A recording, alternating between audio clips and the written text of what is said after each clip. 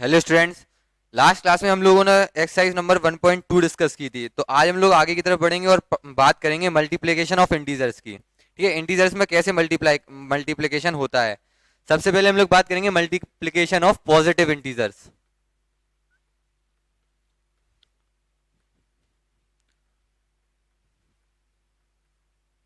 Positive integers, ठीक है। Positive integers कौन से होते हैं? जीरो से लेके इन्फिनिटी तक। ठीक है, अगर हम लोग कोई पॉजिटिव इंटीजर का मल्टीप्लाई करेंगे, सपोज 2 into 5 किया तो 10 आएगा, मतलब पॉजिटिव ही आंसर आएगा। ठीक है, इसमें कोई और कुछ है नहीं है, सिंपल मल्टीप्लिकेशन ही है जो छोट ना हम लोग डेली हम लोग नॉर्मल क्लासेस में करते हैं। ठीक है, अब इसके बाद हम बात करेंगे नेगेटिव इंटीजर्स की। एक पॉजिटिव इंटीजर हो और एक नेगेटिव इंटीजर हो। ठीक है, तो नेगेटिव इंटीजर कौन से होते हैं? माइनस इन्फिनिटी से लेके जीरो तक के। ठीक है, अब हम लोग करेंगे एक पॉजिटिव और दूसरा नेगेटिव।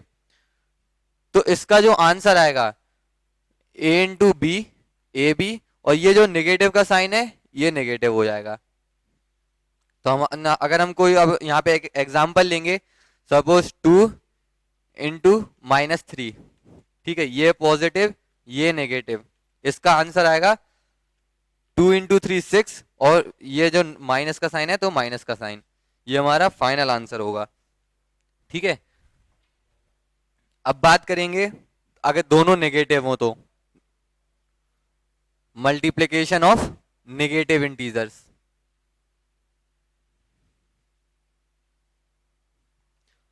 नेगेटिव इंटीजर्स ये माइनस इन्फिनिटी से इन्फिनिटी तक। अब यहाँ पे दूसरा इंटीजर भी हमने क्या ले लिया? माइनस ले लिया। तो इसका जो सॉल्यूशन होगा वो चेंज हो जाएगा। a into b, ए भी हो जाएगा, और माइनस इंटू माइनस प्लस हो जाएगा। तो यहाँ पे आंसर आएगा प्लस का ए बी।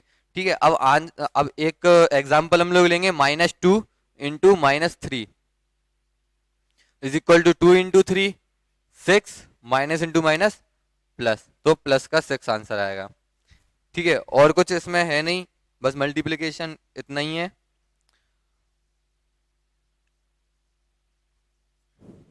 अब बात करेंगे हम लोग तीन इंटीजर्स की। यहाँ पे हमने दो इंटीजर्स की बात की थी, अब तीन इंटीजर्स की बात करेंगे। जब भी हम कोई तीन इंटीजर्स का मल्टीप्लाई करेंगे, सबसे पहले हम लोग लेंगे तीनों पॉजिटिव इंटीजर्स। ठीक है, तो इसका जो सॉल्यूशन आएगा वो पॉजिटिव ही आएगा। अगर इसमें से इन तीनों में से अगर हम कोई भी एक इंटीजर भी अगर नेगेटिव ले लें, सपोज हमने -a नेगेटिव ले लिया, तो इस -a into b into c, तो इसका सॉल्यूशन जो होगा वो पूरा नेगेटिव में आएगा, -abc। या फिर हम -b ले लें या फिर -c ले लें तो भी माइनस में ही आएगा। और अगर हम दो इंटीजर नेगेटिव ले लें, -a into -b into c, तो आंसर पॉजिटिव आएगा, क्योंकि माइनस इंटू माइनस यहाँ पे प्लस हो जाएगा। तो यहां से सीधा सीधा कंक्लूजन ये है कि जब भी हम odd odd number of negative integers का मल्टीप्लाई करेंगे तो आंसर जो आएगा वो नेगेटिव आएगा, और इवन नंबर नेगेटिव आएगा यहाँ पे। और even number of negative integers का मल्टीप्लाई करेंगे तो आंसर क्या आएगा? पॉजिटिव आएगा। ठीक है, सपोज अब यहाँ पे हम लोग तीनों इंटीजर नेगेटिव ले लें, तो आंसर क्या आएगा इधर पे? 3, ऑड नंबर है 3, तो आंसर आएगा माइनस का ए बी सी। ठीक है, यहाँ पे ये भी खत्म होता है, प्रोडक्ट ऑफ 3 और मोर नेगेटिव इंटीजर्स। अगर हम लोग यहाँ पे सपोज यहाँ पे चार इंटीजर्स और ले लें, चार इंटीजर्स ले लें और चारों के चारों नेगेटिव ले लें, तो इसका आंसर आएगा पॉजिटिव, क्योंकि even number of negative integers हैं। अब इसके बाद हम लोग बात करेंगे properties of multiplication of integers. अब मल्टीप्लिकेशन ऑफ इंटीजर्स तो हमने देख लिया, ज्यादा कुछ है नहीं इसमें, नॉर्मल सा मल्टीप्लिकेशन ही है। बस हमें साइन साइन का याद रखना है। जब भी even number of negative integers का हम लोग मल्टीप्लाई करेंगे तो आंसर पॉजिटिव आएगा। और odd number of negative integers का मल्टीप्लाई करेंगे तो नेगेटिव आएगा आंसर। अब बात करेंगे प्रॉपर्टीज की।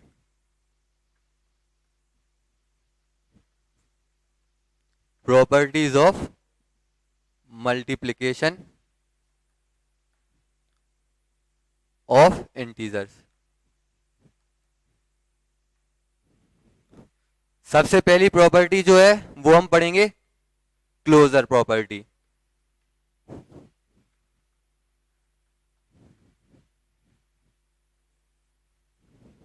ठीक है, क्लोजर प्रॉपर्टी में क्या है, हम जब जब कभी भी हम दो इंटीजर्स का मल्टीप्लाई करेंगे तो आंसर एक इंटीजर ही आना चाहिए। अगर ऐसा होगा तो हम लोग बोल देंगे कि क्लोजर प्रॉपर्टी को सेटिस्फाई करता है। अब हम लोग एक एग्जांपल लेंगे, 2 × 3। 2 एक इंटीजर है, 3 एक इंटीजर है, आंसर 6 ये भी एक इंटीजर है, तो मतलब मल्टीप्लिकेशन क्लोजर प्रॉपर्टी को सेटिस्फाई करता है। ठीक है, अब दूसरी प्रॉपर्टी हम लोग पढ़ेंगे कम्यूटेटिविटी।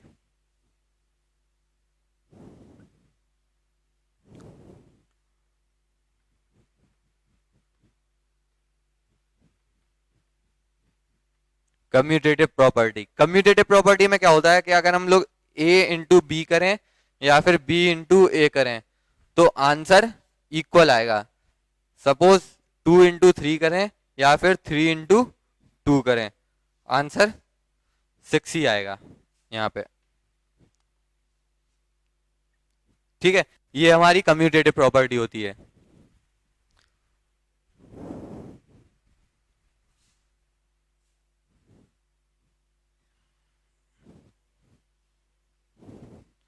अब नेक्स्ट प्रॉपर्टी की हम लोग बात करेंगे एसोसिएटिव प्रॉपर्टी।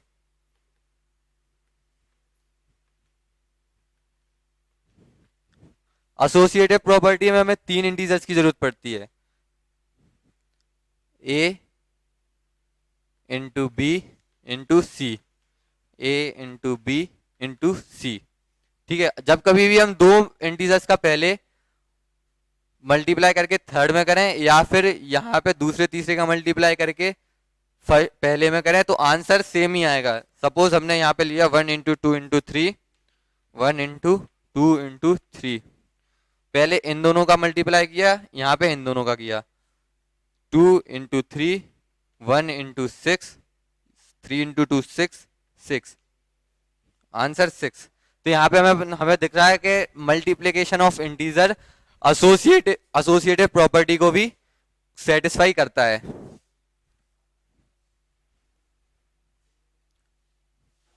ठीक है, अब नेक्स्ट प्रॉपर्टी हम लोग पढ़ेंगे मल्टीप्लाई बाय जीरो।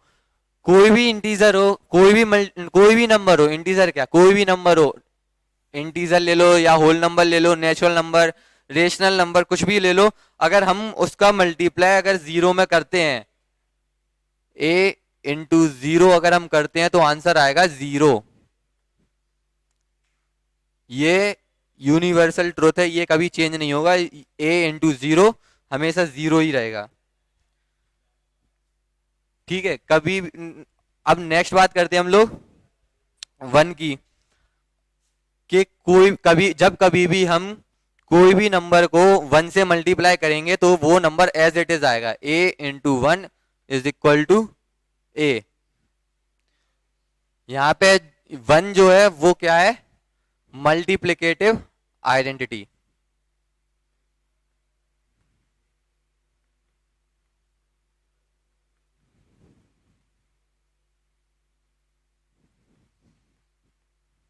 आइडेंटिटी कभी भी क्वेश्चन आए कि मल्टीप्लिकेटिव आइडेंटिटी क्या होती है तो 1 होती है। एग्जाम्पल हम लोग लेंगे 2 × 1 2, सिंपल। ये इंटीजर हमने लिया था, 1 से मल्टीप्लाई किया, इंटीजर एज इट इज। ठीक है, नेक्स्ट प्रॉपर्टी है डिस्ट्रीब्यूटिव प्रॉपर्टी।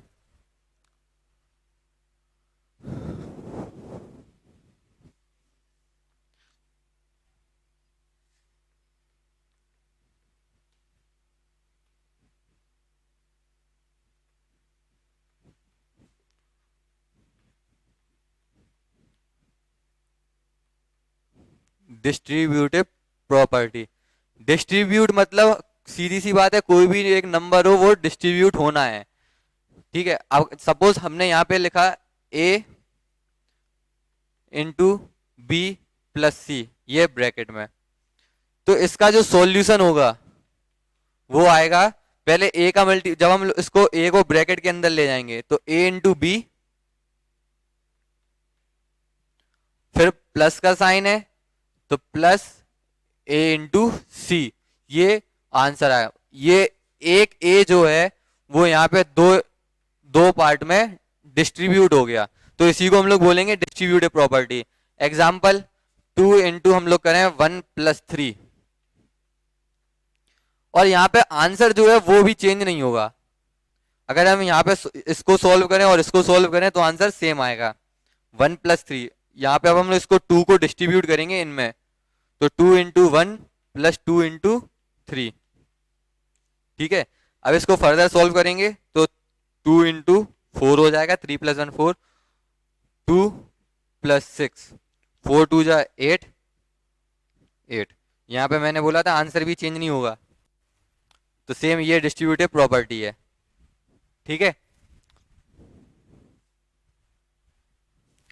ठीक है, ये यहाँ पे हम लोगों ने एडिशन की बात की। अब अगर हम लोग यहाँ पे सब्ट्रैक्शन की बात करेंगे तो सब्ट्रैक्शन में भी सेम होता है। सब्ट्रैक्शन में भी ये डिस्ट्रीब्यूटिव प्रॉपर्टी को सेटिस्फाई करेगा। बस यहाँ पे और कुछ है नहीं। फिर अब हम लोग आगे की तरफ आगे बढ़ेंगे। अब हम लोग देखेंगे मल्टीप्लिकेशन को इजी कैसे बनाया जाए। जब भी दो इंटीजर हो तब तो ठीक है, इजी हो जाएगा, कोई बड़ी बात नहीं है, दो इंटीजर को तो हम लोग मल्टीप्लाई कर लेंगे। लेकिन जब कभी 3 इंटीजर्स आ जाएं और बड़े बड़े आए हैं, सपोज 15 इंटू 25 इंटू 10, अब अगर ऐसा लिखा हो तो अब इसको क्या है, हम लोग अपने अपने तरीके से, हमें जैसा अच्छा लगे हम अपने तरीके से इसको रीअरेंज कर सकते हैं, इजी बना सकते हैं। सपोज हमने पहले हमें लगा कि हमें इन दोनों का मल्टीप्लाई करना चाहिए तो इन दोनों का मल्टीप्लाई कर दो, लेकिन हमें लगता है कि पहले इसको और इसको मल्टीप्लाई करना चाहिए तो इन दोनों का मल्टीप्लाई हम कर सकते हैं। सपोज पहले हम लोग इन दोनों का करेंगे, 25 5 जा 125,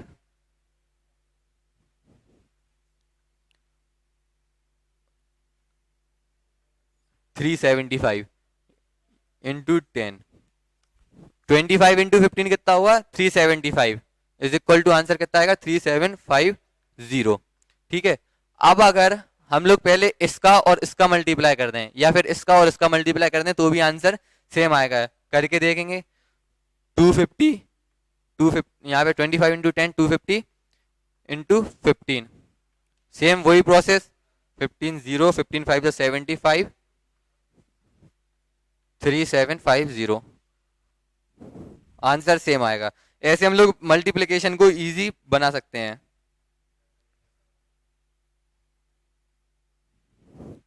ठीक है, एक एक एग्जांपल और लेंगे हम लोग और फिर हम लोग एक्सरसाइज की तरफ बढ़ेंगे।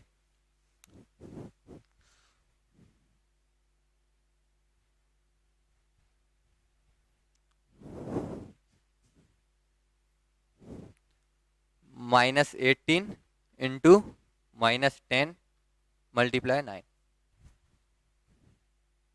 ठीक है, ये हमारा क्वेश्चन है। अब इसको चाहे तो हम लोग पहले इन दोनों को मल्टीप्लाई करके फिर इसमें मल्टीप्लाई कर दें या फिर इन दोनों को कर दें, तो जैसा हमें इजी लगेगा पहले हम लोग इन दोनों को मल्टीप्लाई कर देंगे। -18 इंटू -90, फिर माइनस माइनस तो प्लस हो जाएगा तो साइन प्लस का आएगा, फिर 18 0 18 9 जा 162, ये हमारा फाइनल आंसर। ठीक है,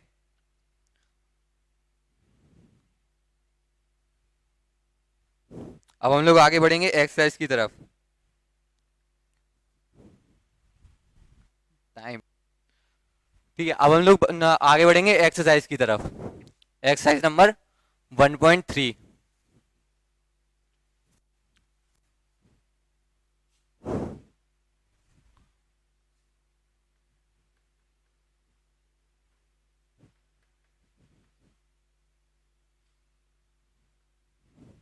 1.3। ठीक है, इसका पहला क्वेश्चन हम लोग देखेंगे, find each of the following products. Simple है, कुछ नहीं करना है, प्रोडक्ट फाइंड करना। पहला क्वेश्चन है 3 इंटू माइनस वन, तो आंसर आ जाएगा -3। 3 इंटू वन 3, माइनस का साइन है तो माइनस का साइन आ जाएगा। ठीक है, ऐसी सेम नेक्स्ट क्वेश्चन भी -1 इंटू 225 है, तो आंसर -225 आ जाएगा। और फिर इसका हम लोग करेंगे सिक्स्थ क्वेश्चन, -12 इंटू 11 इंटू 10, यहाँ पे -11 है। ठीक है, तो इसको ये भी सिंपल है, कुछ नहीं करना, मैंने बताया था पहले, आप इन दोनों को सॉल्व कर लो या इन दोनों को सॉल्व कर लो, आंसर चेंज नहीं होगा, जो जैसा आपको इजी लगे। -12 इंटू, मैं यहाँ पे करूंगा पहले इन दोनों का, 1110, यहाँ पे माइनस का 110 आएगा। ठीक है, अब माइनस इंटू माइनस तो साइन तो पॉजिटिव आ गया। अब रही बात इसकी कैलकुलेशन की, तो ये भी हो जाएगी, इजी है, 1320, ये हमारा फाइनल आंसर। ठीक है, ऐसे ही ये क्वेश्चन हो जाएगा। अब नेक्स्ट क्वेश्चन है, verify the following, 18 into 7 plus -3, 18 into 7 into 18 into -3। ये कुछ नहीं है, ये एसोसिएटिविटी प्रॉपर्टी का एग्जाम्पल है। यहाँ पे एसोसिएटिव प्रॉपर्टी यूज की गई है, इसी उन्होंने बोला है कि वेरीफाई करना है। वेरीफाई कैसे करेंगे, 18 इंटू 7 प्लस -3, ये ब्रैकेट में है, फिर इस यहाँ, सॉरी, डिस्ट्रीब्यूटिव प्रॉपर्टी है ये, यहाँ पे ये 18 जो है फिर अंदर डिस्ट्रीब्यूट होगा, 18 इंटू 7 और प्लस 18 इंटू -3, ये यहाँ पे ऐसे सॉल्व हो जाएगा। 7 यहाँ पे प्लस इंटू माइनस, तो सीधी सी बात है, माइनस होगा, 7 -3 4, 18 इंटू 4, और यहाँ पे 18 7 जा 126 प्लस 18 3 जा 54 माइनस का 54।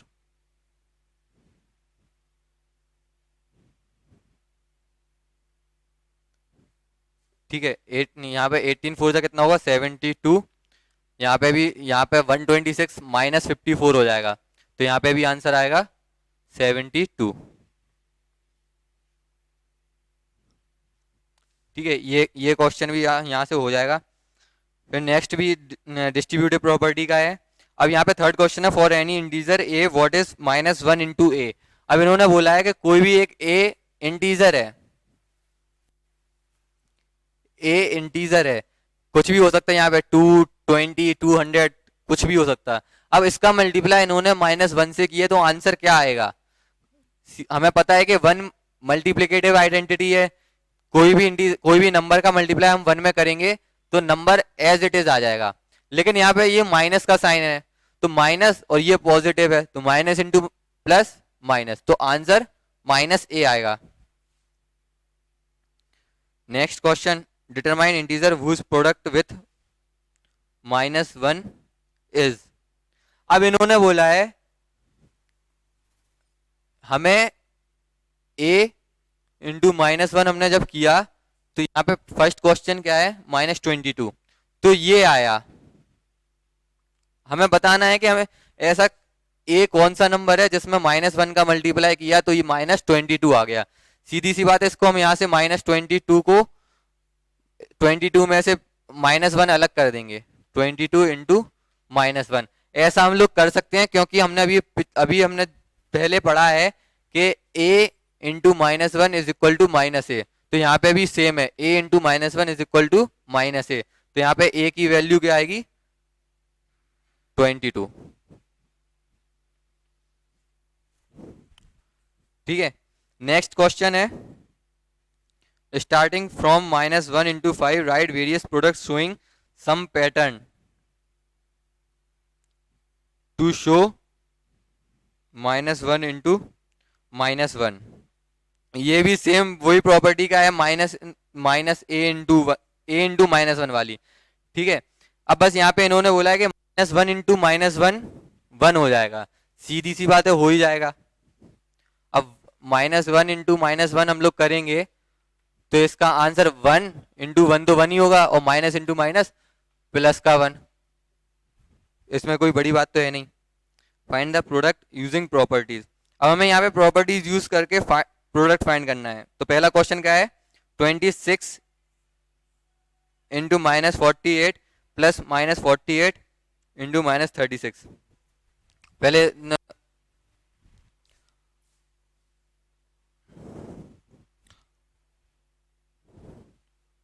26 इंटू -48 प्लस -48 इंटू 36 माइनस का 36।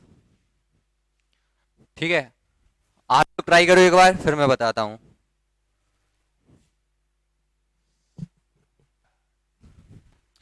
ठीक है, ये क्वेश्चन अब हम लोग इसमें इसमें से हमें देखो सीधा सीधा दिख रहा है -48, हम लोग यहाँ से कॉमन ले सकते हैं डिस्ट्रीब्यूटिव प्रॉपर्टी जो मैंने बताई थी, उस प्रॉपर्टी को अप्लाई करके।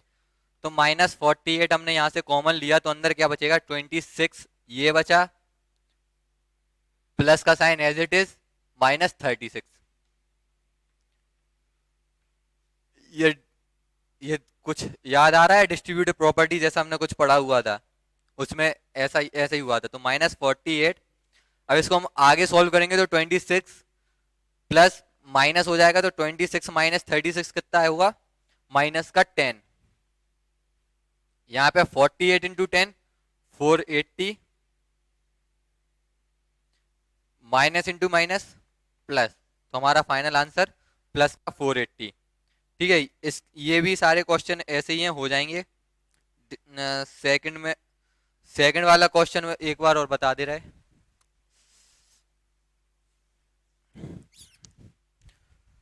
सेकंड क्वेश्चन है 8 इंटू 53 इंटू -125। ठीक है, ये 3 इंटीजर हैं। अब हमें इसको इजी बनाना है। वैसे तो हम कर लेंगे, थोड़ा लंबा कैलकुलेशन होगा, पहले इसको मल्टीप्लाई करो फिर इसमें करो, लेकिन हम इसको इजी बनाने के लिए क्या करेंगे, इसको रीअरेंज करेंगे। 8 इंटू -125 इंटू 53। तो पहले हम इन दोनों का मल्टीप्लाई करेंगे, तो इन दोनों का मल्टीप्लाई क्या होगा, माइनस का 8 5 या 40 20, 8 1 जा 8 और 2 10, 1000 माइनस का 1000 इंटू 53। ठीक है, अब इसको जब हम, अब तो बहुत इजी हो गया, अब सिर्फ हमें 53 का मल्टीप्लाई इसमें करना, तो 3 0 लगा दो, -53,000, ये हमारा आंसर है। ठीक है, अब ऐसे ही अब तो कोई न कोई कुछ बचा नहीं है, ये सारे क्वेश्चन हो ही जाएंगे। अब नेक्स्ट क्वेश्चन है, a certain freezing process requires the room temperature be lowered from 40 degree Celsius at the rate of 5 degree Celsius every hour. what will be the room temperature 10 hours after the process begins। ठीक है, अब यहाँ पे आ गया ये language वाला question. तो language से डरना तो है नहीं है, डिफिकल्ट कुछ है नहीं इसमें, उन्होंने बस सीधा सीधा बोला है कि एक कोई रूम है, उसका टेम्परेचर, रूम टेम्परेचर है 40 डिग्री सेल्सियस। अब उन्होंने बोला है कि रूम जो 40 डिग्री सेल्सियस है वो हर घंटे -5 डिग्री कम हो रहा, 5 डिग्री कम हो रहा, मतलब सीधी सी बात है कि हर हर घंटे 5 डिग्री कम हो रहा, कि 1 घंटे बाद इसका टेम्परेचर होगा 35 डिग्री। ठीक है, तो यहाँ पे चेंजिंग टेम्परेचर कितना है, changing temperature per hour -5 degree Celsius. ठीक है, अब इन्होंने बोला कितना है, हमें कितने टाइम का फाइंड करना है, 10 घंटे बाद का। तो सीधी सी बात है, जब हम इसको फाइंड करेंगे तो टेम्परेचर आफ्टर 10 आवर्स, तो ये इक्वेशन ऐसी बन जाएगी, 40 डिग्री सेल्सियस प्लस 10 घंटे बाद कितना टोटल टेम्परेचर क्या रहेगा वो हमें बताना है। 10 घंटे बाद कितना चेंज हो रहा टेम्परेचर में, -5 डिग्री सेल्सियस। ठीक है, फिर इसके बाद जब हम करेंगे 40 degree Celsius plus 10 × -5 -50 degree Celsius. ठीक है, अब इसका आंसर जो आएगा वो क्या आएगा, -10 डिग्री सेल्सियस। मतलब 10 घंटे बाद जब इसका रूम का टेम्परेचर देखेंगे तो रूम का टेम्परेचर -10 डिग्री सेल्सियस हो चुका होगा, अगर इसी इसी रेट से टेम्परेचर गिरता रहा तो। ठीक है, अब ये 2 क्वेश्चन बचे हैं, तो ये 2 क्वेश्चन आप लोग करेंगे और नहीं आएंगे तो फिर हम लोग इसको बाद में डिस्कस करेंगे। ठीक है, अब हम लोग नेक्स्ट क्लास में अगली प्रॉपर्टी की तरफ बढ़ेंगे, डिवीजन ऑफ इंटीजर्स। आज के लिए इतना ही, थैंक यू।